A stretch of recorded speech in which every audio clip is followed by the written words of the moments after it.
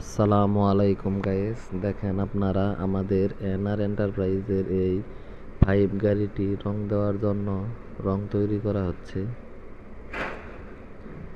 এটাই হলো আমাদের সেই 5 পয়েন্ট বেকু গাড়ি। এখন এই গাড়িটিতে ফাইনাল রং দেওয়া হচ্ছে। এরপরে যদিও আরো কিছু রং দেওয়া হবে, কিছু লেখালেখি করা হবে, কিন্তু এটাই হলো বেকুর অরিজিনাল কালার। বেকুটি হলো 5 গাড়ি। তো আমাদের গাড়িগুলো সব ভাড়ায় খাটানো হয়।